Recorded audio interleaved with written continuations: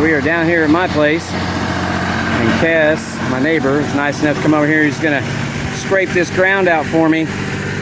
And like I said, I'm wanting to get corn, watermelon, and cantaloupe in here, direct in the ground. I think everything else will probably be in raised beds. But I almost was gonna go down and get a whole bunch of soil that, you know, cows have been on, where they feed them and stuff, because, you know, good soil and everything. But this graze on thing's got me a little worried. I don't want to put anything on here that's got graze on it. So if you got a livestock that's been eating on hay that's been sprayed with graze on, and you put it in your dirt, well, you're in for about a 3-year fun-filled adventure, because you got to get in there and get it all out. So I think I'm gonna get a shovel full and test it first, put some beans in it and see how it does. And if it twists up and withers and dies, yeah, I won't be using it on anything.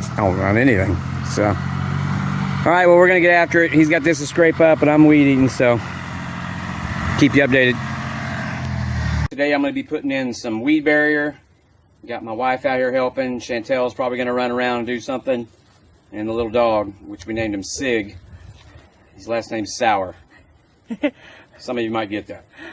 Anyway, try to get the barrier down today, and then tomorrow go through there and try to get the holes in and get all my plants put in. But anyway, shout out to my neighbor. He brought the tractor down here and knocked this out for me, and all I gotta do is put the barrier down now and start getting after it. So bugs are getting after me, so I'm gonna get started. I'm gonna try and use one of these little butane lighters my wife picked me up from the dollar store, and I'm gonna burn holes in the plastic with that. A lot easier than carrying around a propane thing, or, you know. Anyway, that's what I'm gonna try. We'll see how it works. But we're gonna go get the plants, bring them out here, and start putting. I think we're gonna start putting in corn first. So like, subscribe, hang out with us, and watch all our funny mistakes. Let's get after it. Shout out to Pat. He's up in California. He makes this product, Green Bicycles, good stuff. What I'm doing is, let's see, I just dug a hole. I'll show you. Sorry for all the covering. I'm sitting there covering the camera. Sorry, guys. Anyway, get you a little scoop. Put it in the hole. Try not to breathe the dust. You think I'm kidding about dust? Look, let that camera pick it up. All that dust coming out of there. Anyway, you're going to do that. Then you're going to take and backfill your hole just a little bit. Try to give a little bit of a time delay. Let that stuff get broke down. Get in there. By the time the roots hit it, you're good to go. Keep covering up the camera. I'm sorry, guys. Anyway, I just want to show you that Green Bicycles. They also have a compost tea mix they can send you out, and you can brew that stuff, and that really helps. So I'll try to put a link in the video for you. Whew. I got enough water in my 3-gallon can here to give them a 1.5 gallons when I transplant them. I already wet down all the corn. And then, yeah, like how I got an arrow for a stake. Haha, ingenuity, redneck. So, see these rubber ties? Well worth the money. You can just cut them to whatever length you want, and they won't crimp into your... Now, obviously, if you tighten them up and your plant grows and you don't go out there and release them, they're going to crimp into your stalk. You don't want to do that. But at least it's no bare wire or anything like that that's going to cut into your plant. Also got them on the corn, as you can see. Boy, this corn's looking sad. I mean, when you come from indoors to outdoors, whole nother go. I mean, look at that one folded over. I've tried to stake it and support it, but these stakes aren't really tall enough to get it. It's kind of crimped over right there, but the roots will strengthen up, you know. Try it. That one right there. The last one? One of these got tomatoes on it. This one. Oh, yeah? Yep. Look at them naders. Nice little set. They're maters. See there? I got me a couple. Ooh, look. Can you even There's see baby them? one. Yeah, you can see them. Absolutely. No, Whenever. show the baby. I want to take pictures of the baby watermelons. Oh, they're in the building. I'll get picture. I mean, I do have video of them, but they'll be coming out here too. They're ready. I mean, Yeah, Babies to paint with plants. watering's gonna. I want to put some 100 or not 100 gallon. Yeah, aren't they 100 gallon?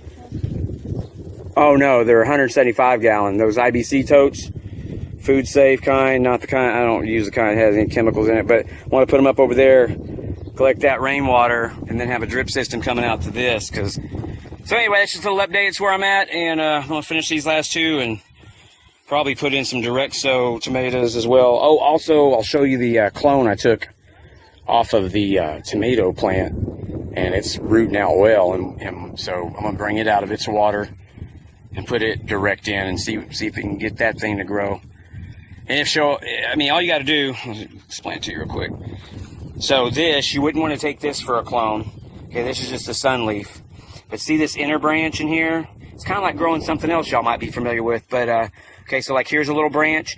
You would clip this, fray it up a little bit with your scissors, stick that in some good clean water, you know, nothing with chlorine or anything, and then your roots will start throwing off on the sides, and then you're ready to stick it in the ground, and you have yourself a whole nother tomato plant.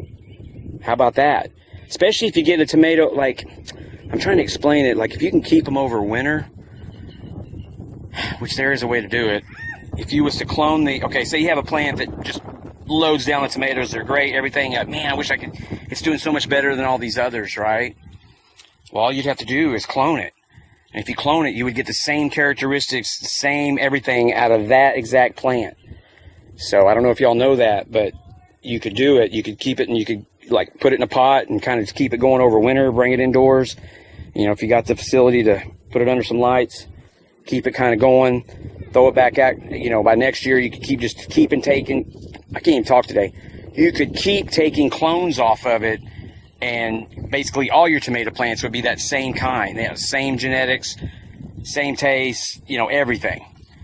And, you know, if it's a good producer and stuff, then all of it would be, it's just a good way to go if you can clone it. Now, after you clone off the same one and keep cloning and going down, you'll start getting some maybe systemic problems, you know, with some diseases and stuff. That's why some people send their stuff off out to a lab.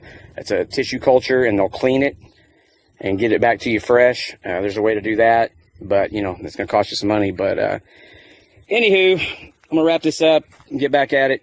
Chantel, say hi. Say hi. She's gone. She's in the splash pad over there.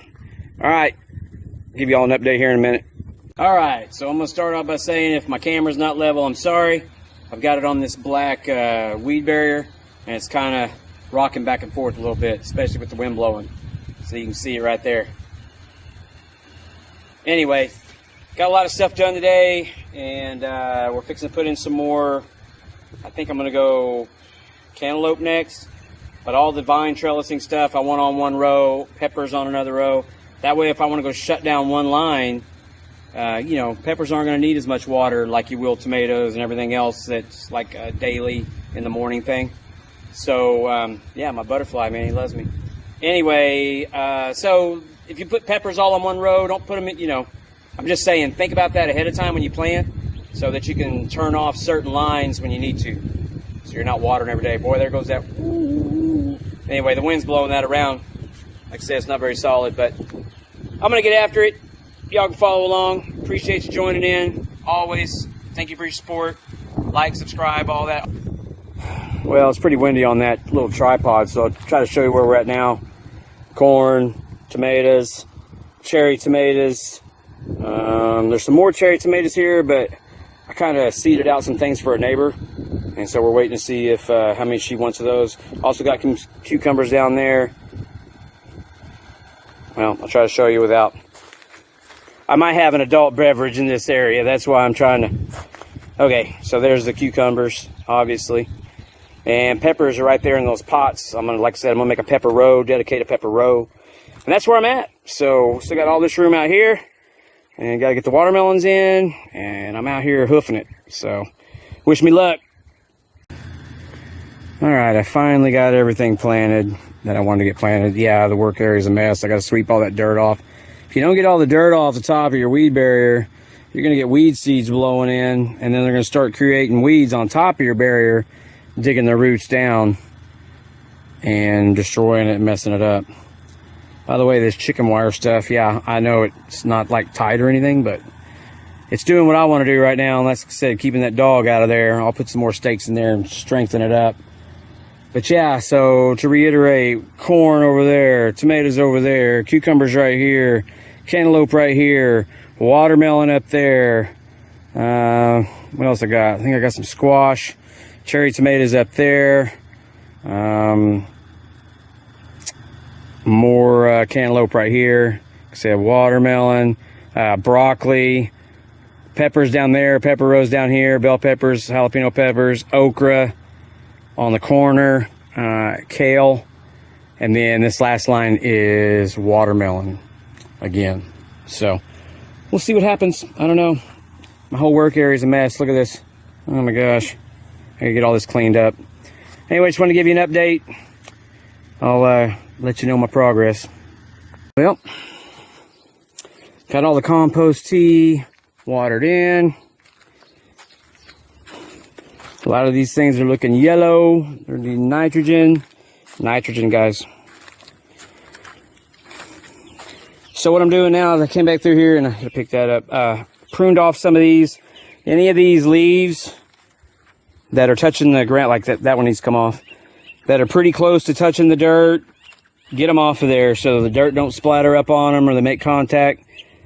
Cut down on some of your problems, your disease problems. So anyway, I've been doing that, and I'm going back through, and you can see my ties, like these ties. Well, they're cutting in. If you get them too tight, or if the plant just grows into them, try to do this one hand, show you. But they'll start crimping your plant. You want to leave them kind of loose. See that little spot right there? Well, if you have an open, let's see if I can show you. If you have an open spot like that or whatever, you're just inviting disease problems. So you need to loosen those up periodically, or don't get them so dang tight. Just kind of leave them loose. Any of them that are tall enough that I can clip to these heavy gauge wire, I'm going to do that and take the rods out. I need these rods for other things. So that's what I'm doing. The corn's looking strong. I'm going to have to go uncrimp some of those as well. They're standing up straight now, so they should be good to go. You can just go ahead and take them off. And all those little stakes, obviously I'll keep those as well. Reuse those, repurpose. So that's what we got going on. Can't wait for the watermelon stuff to start sprouting up. These peppers are starting to do a little better. They sure were starting off slow. Sure were. Transplanting them, got them some good, we'll see. They sure were having some issues. My broccoli's having major issues. Some of them ain't gonna make it for sure. But yeah, just keep it rolling, guys and girls. Sorry, didn't mean to offend anybody on that one. All right, I'm out. It's Father's Day, and I'd rather be doing this than just about anything. I don't need to go anywhere. I love this place. I don't know what kind of bird that is. Oh, he's up on top of that pole.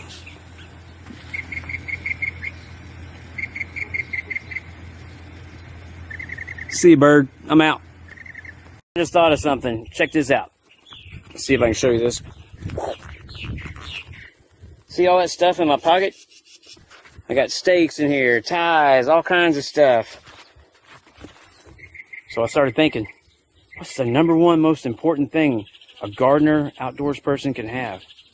It ain't fertilizer. It ain't a watering can. It's not this weed barrier down here. You know what it is? It's cargo shorts, man. Cargo shorts. You can load up everything in these side pockets. I mean, you got a little trash you need to pick up, got a little bit of stuff you just pruned off, stuff them in there, go throw them away, empty them out, and reload them as you're going through your daily chores. Cargo shorts. So, I think I'm going to come out with my own line of gardening cargo shorts. Like, if you thought they had a lot of pockets now, wait till I get done designing them. You'll be able to carry, I mean, shoot, you would rival any military guy carrying a rucksack. So I'm going to make some garden shorts. Prototypes might look a little funky, you know what I'm saying? But we'll get it down. So anyway, I'm out. It's Father's Day. I got to go.